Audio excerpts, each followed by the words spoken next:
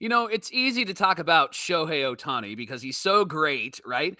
And he's such a gentleman. So he's in the news again, and the news said he's not happy with the Angels. But John and I will bring some clarity to that and actually tell you what he actually said. And has anyone got Shohei Ohtani fatigue? And is that a thing? We're going to tell you about this thing.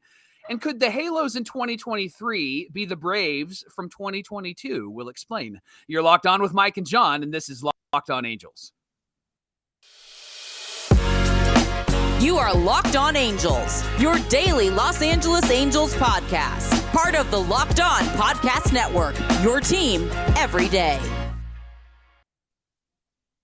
And John and I thank you for making Locked On Angels your first listen today. We're free and available wherever you get your podcast. You can give us a rate and a review on Apple Podcasts, and Spotify helps other Angel fans to find the #1 Angel podcast. And if you're watching on YouTube, you can subscribe and click the bell to be notified every time a new episode drops. Thanks for joining us for this edition of Locked On Angels, where it's your team every day. You've got the Frisch Brothers here with you, a.k.a. the Super Halo Bros. My name is John, and that's my brother Mike. And my name is Mike, and that's my brother John. And if you're a lifelong fan of the Halos like Mike and I are, you came to the right place because we do daily episodes of your favorite team. And you can find us on Twitter at Locked On Angels, and of course at Super Halo Bros on Twitter and Instagram. Mike, what an exciting time for the playoffs. You've got the Phillies versus the Padres. Yeah. You've got two juggernauts in the Astros and the Yankees facing off for the third time in 6 years. And all the media can do is rag on the Angels. Yeah, there seems to be a big giant target on the Angels, and they're going to find any and everything that they can find to talk about. This is why I want to go full heel turn. Just become the bad guys of the league. Sign Carlos Correa. Bring in the trash can to the ring. Yes. And hit somebody over the head with it and have the crowd just be shocked. Yeah, we got this article, of course, from June Lee of ESPN, who spoke about Shohei Ohtani returning to Japan, and there was a quote that made it seem like he was speaking negatively about the Angels, when in actuality he was expressing his disappointment with the team. Of course, the headline is Shohei disappointed with the Angels. He's not happy with them. Angeles, he's gonna get traded. Uh-oh. Yep. Clickbait is what it is. Mm-hmm. Johnny, can I just read you the quote? What they were saying is that he was negative about the Halos.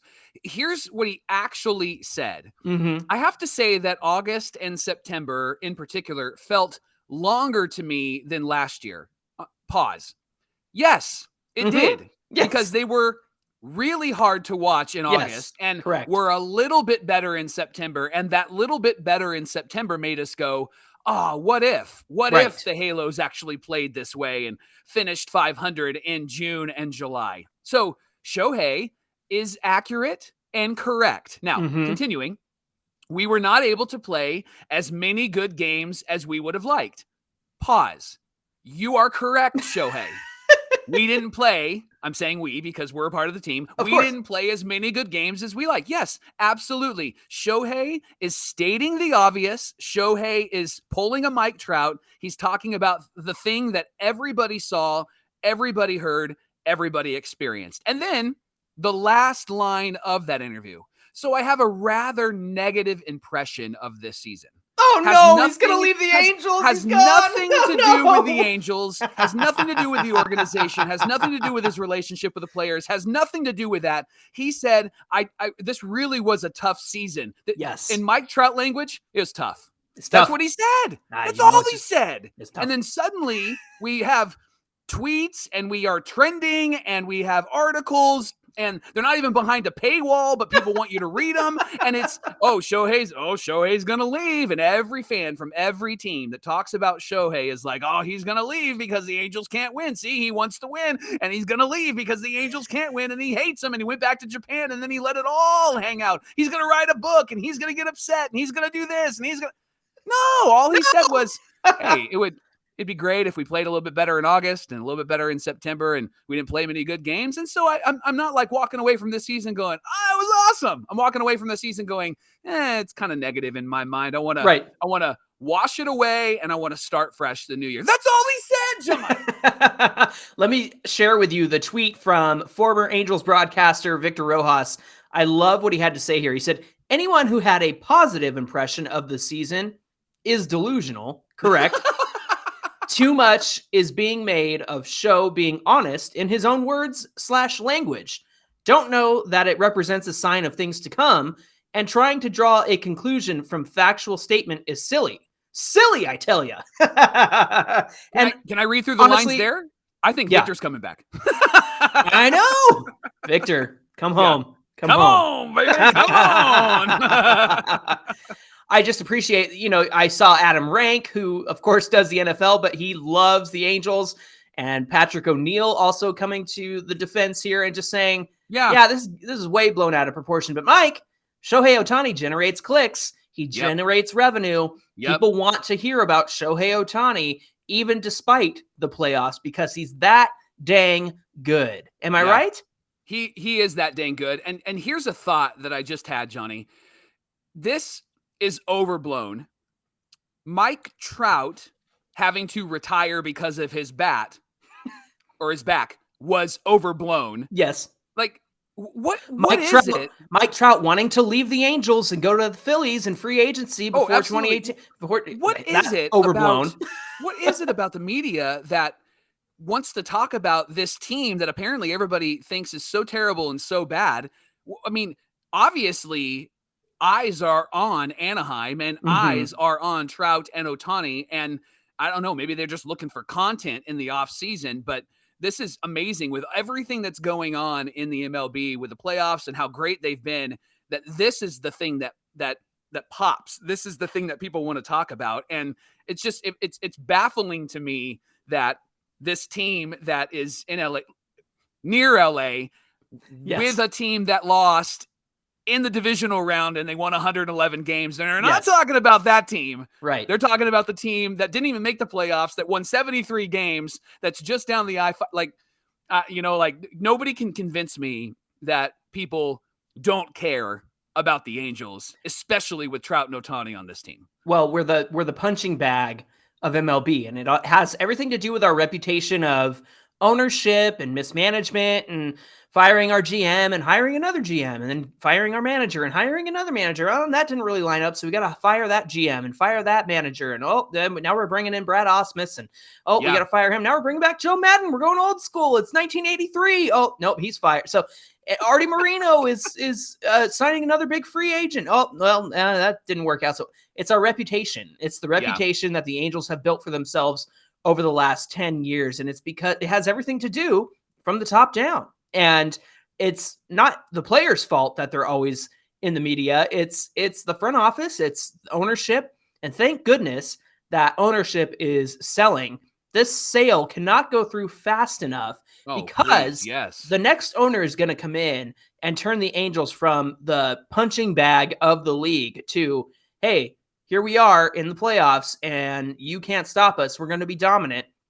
Even when we dominated at the beginning of the season, it was we were all that people could talk about. And I think people are excited to see the Angels go far in a season, and they want to see Ohtani and Trout in the playoffs. I know that that's true, but it cracks me up how at every turn there's got to be an article, there's got to be a diss, there's got to be some sort of, again, punching bag moment for the Angels. And when there's so many other things to talk about. And here's the thing. You can talk about Shohei. You can talk about what he said. But everything I've seen on Tuesday was all about, he doesn't like the Angels anymore. He's going to want to trade. He's going to want to leave and da-da-da-da-da. I'll go back to what I said earlier this season. Where were you when we brought Shohei in and he struggled through his first 3 seasons as he tried to do both pitch and hit?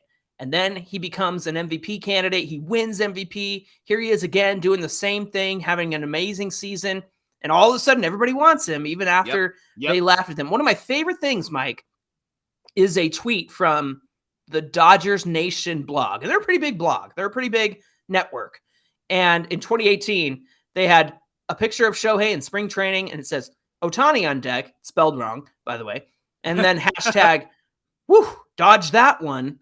And that comes up every time somebody from the Dodgers organization or a Dodgers blogger or a Dodger fan says, oh, Ohtani's coming to LA. He's coming to the Dodgers. And it's like, yeah, but when he came up, you said, whew, dodge that one. And you didn't want him. That's just a representation of everything that's gone on in the last 5 years.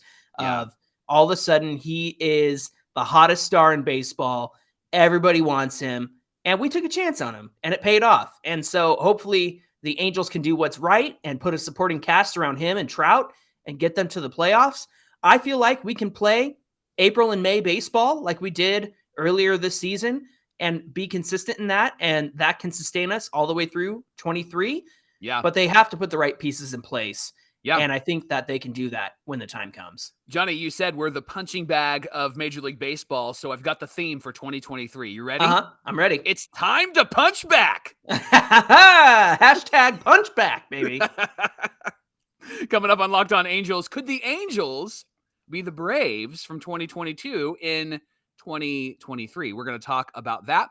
But first, Locked On Angels is brought to you by our new friends, Roan. Johnny, I know that you actually flew to Dallas recently and had to get dressed up. And I know that when you get dressed up, you want to look good, but you also, John, don't you want to feel good? I do want to feel good. And I can tell you it was a 1940s theme party and I wore suspenders. I've never looked worse. Suspenders are terrible. I needed a Roan shirt in the worst way, Michael. This is why you needed Roan. Roan is a men's clothing line, and they're going to help you look good, which is what we all want, but also feel good. They have shirts, specifically the commuter shirt, that's one of the most comfortable, breathable, and flexible shirts known to man. And here's why. Roan has a comfortable 4-way stretch fabric. So if you eat a little bit too much at the party, your tummy's going to thank you because there's going to be room to breathe and room to flex. And I love that. And what's great about Roan is that it can be a shirt that you wear to play golf, or if you're going on your commute or you're heading back to work, Roan's got your back and they got your front. With Roan, looking good is easy. And they've got this wrinkle release technology. Wrinkles disappear as you stretch and wear the shirt. Instead of you getting more wrinkles, you can actually get rid of the wrinkles. No more blowing out the steamer and all of that stuff, or maybe spraying it down. John, I've done this. I've sprayed down my shirts and then you like stretch them out. My wife showed me that. And with Roan, don't have to do that anymore. And here's the good news. If you get a little sweaty, your pits get a little stinky, they've got Gold Fusion anti-odor technology. Did I get you on that one? And anti-odor technology. And you're going to be smelling so fresh and so clean all day long. Plus, Roan is 100% machine washable, so you don't need to go to the dry cleaner. So here's what you need to do. Head to roan.com/lockedon and use our promo code LOCKEDON to save 20% off of your entire order. That's 20% off of your entire order. You're not going to get this anywhere else. You're only going to get it from your friends at Locked On Angels. Head to roan.com. Here's how you spell it. RHONE.com/Locked On. Use our promo code Locked On. You can upgrade your closet with Roan using the Locked On promo code, getting 20% off at roan.com/Locked On today. We want to thank you for making Locked On Angels your first listen of the day. Michael, we got to continue our Ohtani conversation. Yes. And my favorite quote unquote person, Rob Manfred. He talked about Ohtani on Get Up last week on ESPN. He had a few interesting things to say about Ohtani. The first thing is that he said Ohtani is transcendent for our sport and brings in an international audience. That he does. Fact, truth, right? He said that he shared that there is a measurable uptick from Ohtani on all devices and platforms. Duh. He also said there is something called Ohtani fatigue, and he's hearing about him all of the time. Now, we have to ask, is this a real thing? Is Ohtani fatigue for real? Is it a sign that the MLB marketed Shohei too well or too little? Or is it because fans talk about Ohtani a lot? Is there a fatigue? And how did it start? Where did it come from? Yeah. Where did you come from? Where did you go? Cotton Eye Ohtani. There you go. Hit me, Michael. Well, here's the thing about Shohei is obviously he's tweetable. He's trendable. He's somebody that is a transcendent figure, as Manfred said. He is right about that. And here's where I think Major League Baseball has not done well. They have not treated Shohei Ohtani the way that Shohei Ohtani needs to be treated. And the reason why I'm saying that is because look at what happened with Aaron Judge and his home run record. Aaron Judge, at the kind of tail end of it, they finally started to acknowledge it, finally started to break in on certain games to see what Aaron Judge was doing. And in my opinion, too little too late, because people were irritated that they were even breaking in and doing that. Yeah, I think during their college football games. Yeah, it was terrible. And I think that what we saw with Aaron Judge is similar to Shohei Ohtani. You have somebody who's doing something that not even Babe Ruth now has ever done. Correct. And you don't see him on much. You don't see him really anywhere outside of what the Angels are doing. I don't see him talked about and on commercials and advertising things on other games with other teams. I don't see him really anywhere outside of the Bally Sports app, right? And so or the show, right? Or the show, right? And so I don't think that Ohtani has really been promoted well by MLB. The reason why people are talking about Shohei is because everybody wants Shohei. Right. Everybody wants Shohei on their team. Everybody wants Shohei to come to their city. And this idea of Shohei fatigue or Ohtani fatigue are people trying to find reasons for him to leave the Angels and go to their team. And it's really the fans that are stirring it up. And now I think the media and MLB is trying to capitalize on what's trending amongst fans, when in reality, if they actually presented Shohei in a really interesting way, and he's an interesting guy, then I think that would be a huge win for them. But at this point, I think that if there's any sort of Shohei fatigue, it's because the fans have been talking about Shohei, not the other way around. MLB hasn't really done a great job of promoting this guy at all. I don't think they've communicated just how unprecedented and how unreal it is for Shohei to be doing what he's doing. I think the best people who report on Shohei Ohtani are Mark Gubiza and Patrick O'Neill on Twitter. Yeah. They're sharing the incredible things that he's doing because I get to watch him on a day-to-day basis. And all I ever see is DeGrom better, Scherzer better, Aaron Judge better. And you can't, and those come from the fans, right? And so all I ever see from other fans is trying to compare how their favorite player is better than Shohei Ohtani, when that's not the conversation at all. It's that Shohei Ohtani has broken the mold in terms of what a player can do and can be. And so when you have him setting new precedents, when you have him doing things that even Babe Ruth couldn't do, I think people don't recognize just how unreal that is. And that's the problem. And that goes back to what you're saying about MLB and marketing and all of that. There's so many things that he's done in the last 2 years that no one has ever even dreamed of doing. And so the fatigue, if you will, the quote unquote fatigue, comes from the fact that he's constantly breaking records and people do not recognize what he's doing and how unprecedented it is. And then the other hand of it is, I've seen this said more than once. If Ohtani didn't have the MVP season he had in 21, then he would easily be the candidate for MVP in 22. What kind of logic is that? He had two great seasons in a row. Oh, man, it's really too bad he had 2 great seasons in a row. There's never been back-to-back MVPs. Correct.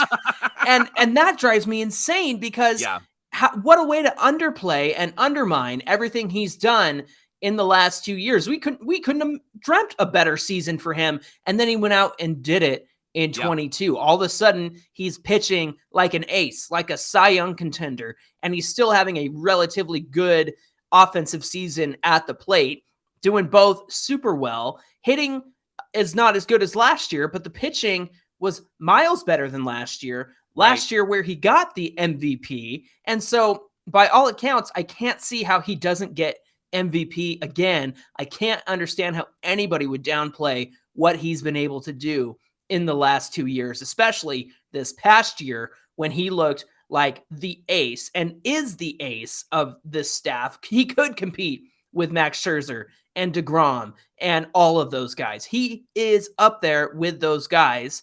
And it's just crazy to me that fatigue is the word that we're using when Yeah. he's been doing this. This is only the second great year that he's been doing it, and he's Right. doing it at an MVP level. Right. I think this next season is going to be a Shohei Ohtani celebratory season, but not because of what he's achieving, because he potentially is going to be a free agent. I think that's why people are going to be talking about him. Dude, I'm so upset now. Because you're right. That's exactly what's going to happen. All of a sudden, all this attention's going to be on him. And where's he going to end up in July? Look what he's doing here in April. Look, where's he going to be? Who's he going to help out? Oh, crap. Yeah. Well, and here's why I know that MLB hasn't done a great job of marketing him. When you look at some of the Yankee players that have come from other countries, they immediately come in and they're well known and they get a nickname. So I'm going to give you two players. El Duque, right? He comes and he pitches, and he is somebody that came from the Dominican Republic, was supposed to be this really great guy. He was great, but he came in and immediately had this nickname. And then Godzilla, right? Matsui, when he came over, like immediately had a nickname, immediately was endeared to fans. And that's because of the media. That's because of MLB. They did a great job of telling those stories. The only reason why people know about Shohei is because freaking John Heyman tweets out, oh, there's a West Coast bias for Shohei Ohtani. Please, like the East Coast and what happens on the East Coast always gets the most talked about players and talked about news and the most prominent position. And so the fact that these are the things that are being thrown out there is ridiculous. But I'm convinced that this next season isn't going to be because Shohei is going to be remarkable. It's going to be because he'll have a remarkable season, but everybody's going to go, oh, he's coming to our team, right? Exactly. Well, Locked On Angels is brought to you by Built Bar. Johnny, I did something on Monday this week with the family. We went to Disneyland. Nice. And as you know, Disneyland is a very expensive place to hang out. And so we were standing in line for Guardians of the Galaxy. Shout out to Locked On listener Chris. Got to see him in line one time while we were there. Hey. And I didn't want to go and spend any more money. And so I remembered, Johnny, in my backpack, I put the cookie dough chunk puff. Yes, well done. It hit, and it hit like never before because I was hungry, but I didn't want to go. I didn't want to leave. I didn't want to walk. My feet hurt. Didn't want to spend money. And it actually was so satisfying that when we had dinner that night, I didn't even eat dinner because I wasn't hungry. It filled me up. So if you haven't had the cookie dough chunk puff, you need to grab one. It is delicious. It's light and chewy with real cookie dough chunks on top. 100% real chocolate covers it, only 160 calories and a whopping 15 grams of protein in them. And I felt that. And so you should grab one of these. These Built Bars and Built Puffs are all made with collagen protein, which actually helps your body to absorb that protein more efficiently, provides a ton of health benefits. When you get a Built Bar or a Built Puff, you eat something that tastes good and it's good for you. And you're going to love this new puff. In fact, it's my preference. I actually like the puffs more than the bars. The bars are great, but the puffs are my favorite. And this one is actually my favorite. I bought a whole box just for myself. And you can do the same thing by going to built.com. Use our promo code LOCKEDON15. You'll get 15% off your order. Again, built.com. Use our promo code LOCKEDON15 and get yourself a cookie dough chunk puff today. All right, last conversation of the day has to do with the fact that we saw the Atlanta Braves lock up their core players this season. And they locked them up for the years to come. And it's impressive because it really says these are the guys that we're going with. These are our guys. And they're going to be Braves for a very long time. And they're going to help us get to that next championship. And so here's what they did, Mike. They locked up Austin Riley, stud. Yep. Spencer Strider, killer mustache. Matt Olson, the terror of the AL West. And still have nightmares about Matt Olson. Still haunts my dreams. Ronald Acuna Jr., obviously. Michael Harris II. And, of course, Ozzie Albies. The lowest cost was a $5 million a year deal with Ozzie Albies. Yep. And the highest cost were both Matt Olson and Austin Riley, earning $21.5 million a year. Yeah. Come on. What a deal. Now that tells me that's good leadership. You locked up that young core to help you for years to come. What a move on the part of the Atlanta Braves to know what they want, to lock up those guys. And obviously, those guys want to be there and continue to help this team. Yeah. Mike, I think the Braves are going to be trouble for years to come. Oh, for sure. And when you look at the Braves and how they played in the early 90s and all the way through the 2000s and even the mid 2000s, the reason why they were so good is because they knew who they could count on. And you had that pitching staff back in the 90s with Glavine, Maddox, and Smoltz. And then you bring it into the 2000s and in the 2015s. I mean, this team has had some great players that have been consistent. Freddie Freeman was there, right? And so they've been able to build on this young core. And so it got us thinking about, like, if the Angels are going to build on their young core, who would it be that they would sign to long-term deals? So, Johnny, let's do some comparisons. And it doesn't have to be the position that they play, but when you talk about Austin Riley signing for a long-term deal with the Braves, who's the Austin Riley equivalent for the future in the Angels organization? Oh, man, that's a good question. I think I would probably compare him to somebody like Taylor Ward in the sense that while I think about Austin Riley, man, the guy is a stud and playing the corners like he does and producing like he does. I think Taylor Ward has the same capability to be that kind of player and produce on that same level to where you can count on him to get a hit for you at the right time. Yeah, I really think, to me, I think there's kind of obviously Ronald Acuna Jr. is kind of the superstar that you always hear about. Yeah. And then maybe like Olsen is kind of next, and then Austin Riley. And maybe they're kind of, you could switch them. But to me, I think Taylor Ward fits that Austin Riley mold. But how about you? Yeah, I agree with you. I think that Taylor Ward actually checks all the boxes when you think about what Riley brings to the team. I think Ward actually brings that to our team, and we just saw him get started this last season, so it'll be great to see him grow. And he's under arbitration with us for the next couple of years, so we actually get him on the cheap, which is great depending on how he plays. And if he gets better, obviously the resources go up. What about Spencer Strider, John? Who's the equivalent on the Angels? I am going to make a pitching comparison because these two are pitchers, and I'm thinking Reed Detmers. I'm thinking this is a guy who really surprised a lot of people this season and really impressed. And I think that's exactly what Reed Detmers did. He got the no-hitter, the immaculate inning, fixed his slider, came back up, and really dominated the rest of the season. And I think he's only going to get better from here on out. Yeah. When I look at Strider, I look at somebody that you're like, oh, I can count on him. And the guy that I think that we're going to be able to say that about next year and the year after is Patrick Sandoval, who just celebrated a birthday this week, by the way. He did. And I think that we're going to look at Patrick and go, oh yeah, this is a guaranteed win, or at least we're going to be in this game. It's going to be a 2-1, and he's going to pitch really well, and he's going to have 8 Ks, and he's not going to walk anybody. I think that he's going to be somebody that we'll look at and go, I love this guy. What about Matt Olson, John?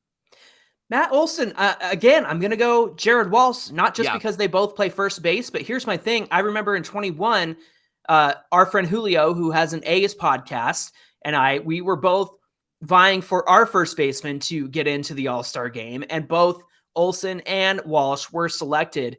And I know Olson's been in the league a little bit longer than Walsh, but I think Walsh could be, especially that left-handed bat, could be our Matt Olson when he's healthy, as he grows and gains more experience.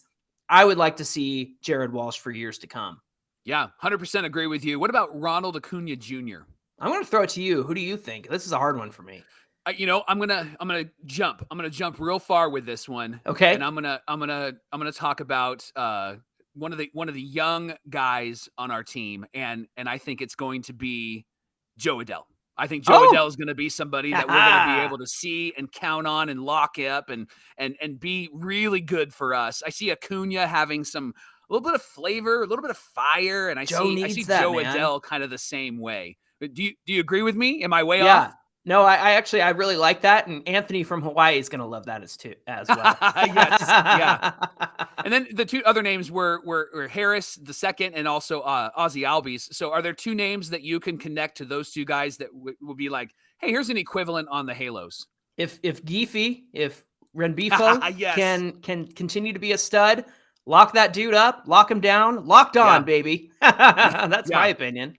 I like Soto. I think Levon Soto is going to be a Yes. guy that is going to be around for a long time. And I don't know if there's an equivalent to one of these guys, but I think the young like excitement that Harris brings, I think Logan O'Hoppe will be the other guy, and not necessarily an outfielder. He's a catcher, obviously, but I think that he'll be another guy that we're really going to be able to count on in the future, and we'll be able to lock him up. Those are the names that come to mind as I compare them to the Braves. And the good thing is we've locked like David Fletcher up. We gave him the deal to keep him with us. And isn't it crazy to talk about players that we're excited about their future and wanting to lock them down for the next few years?